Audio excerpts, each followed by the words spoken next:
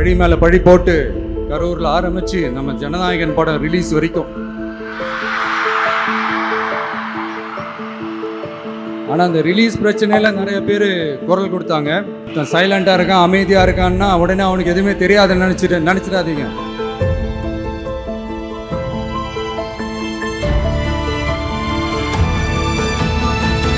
சும்மா கருத்து சொல்லிக்கிட்டு கம்ப சுத்திக்கிட்டு இருந்தா எல்லாமே நடந்துருமா?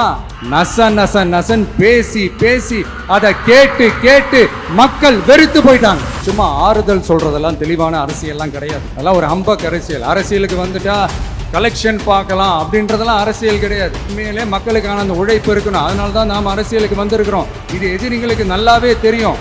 அதனால தான் நம்மளை சுற்றி அத்தனை சதிகள். அதில் முக்கியமான சதி என்ன தெரியுமா?